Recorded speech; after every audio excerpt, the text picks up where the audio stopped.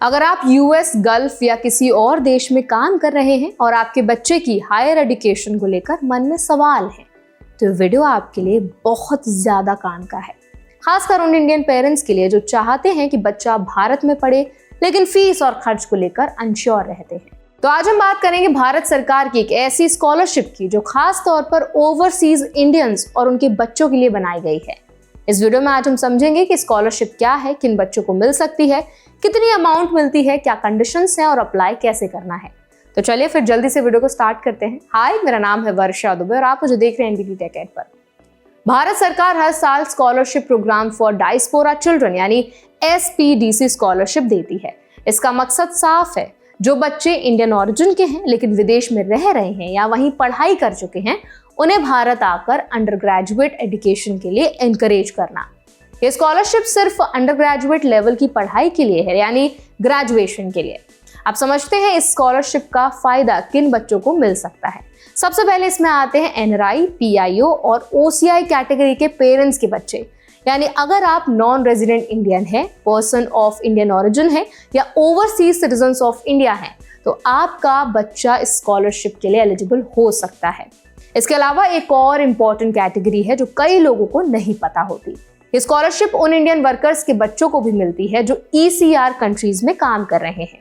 ECR countries वो देश हैं जहां इंडियन वर्कर्स बड़ी संख्या में जॉब करते हैं, जैसे Afghanistan, Bahrain, Indonesia, Iraq, Jordan, Kuwait, Lebanon, Libya, Malaysia, Oman, Qatar, Saudi Arab, Sudan, Syria, Thailand, United Arab Emirates और यमन।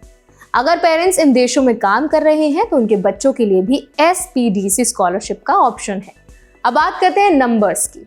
हर साल टोटल 150 स्कॉलरशिप्स दी जाती हैं, जिनमें से 100 स्कॉलरशिप्स NRI, PIO और OCI कैटेगरी के बच्चों के लिए रिजर्व्ड होती हैं, जिन्होंने अपनी पढ़ाई विदेश में की हो। बाकी 50 स्कॉलरशिप्स उन इंडियन वर्कर्स के बच्चों के लिए होती हैं जो ECR कंट्रीज में काम कर रहे हैं। ECR कैटेगरी के अंदर भी स्कॉलरशिप को डिवाइड किया गया है। इनमें से 33 स्कॉलरशिप उन बच्चों के लिए रिजर्व्ड हैं जिन्होंने विदेश में पढ़ाई की है और 17 स्कॉलरशिप्स उन बच्चों के लिए हैं जिन्होंने भारत में रहकर पढ़ाई की है।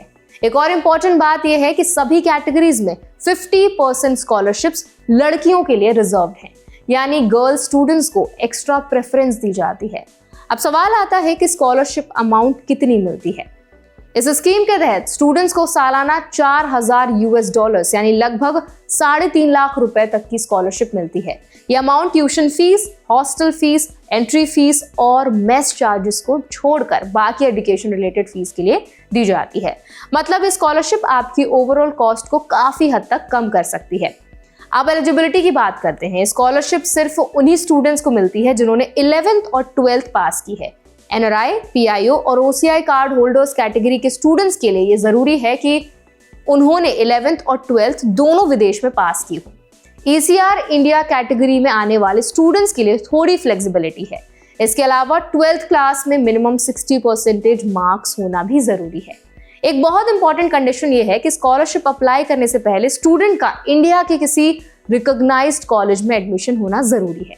बिना एडमिशन लेटर के एप्लीकेशन एक्सेप्ट नहीं की जाती। इस स्कॉलरशिप के जरिए मेडिकल और मेडिकल रिलेटेड कोर्सेज को छोड़कर बाकी सभी कोर्सेज में पढ़ाई की जा सकती है। अब इनकम कंडीशन समझते हैं क्योंकि ये काफी इंपॉर्टेंट है।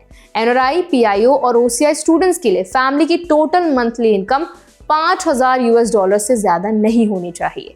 वहीं ECR कंट्रीज में काम करने वाले पेरेंट्स के बच्चों के लिए मंथली इनकम लिमिट $3000 रखी गई है।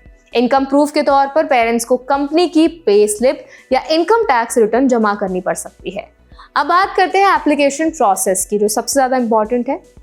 जब स्टूडेंट्स को 12th पास करने के बाद इंडिया के किसी अंडर ग्रेजुएट कॉलेज में एडमिशन मिल जाता है, तभी स्कॉलरशिप के लिए अप्लाई किया जा सकता है। एप्लीकेशन डायरेक्टली किसी इंडियन कॉलेज या डिपार्टमेंट में नहीं की जाती। स्टूडेंट्स को अपना एप्लीकेशन अपने कंट्री में स्थित इंडियन एम्बेसी, हाई कमीशन या कॉन्सुलेट के जरिए सबमिट करना होता है। इस स्कॉलरशिप से इंडियन पेरेंट्स और स्टूडेंट्स को क्या फायदा मिलता है, ये समझना काफी जरूरी हो जाता है। विदेश में पले बड़े बच्चों के लिए इंडिया में पढ़ाई एक कल्चरल और इमोशनल कनेक्ट भी बनाती है।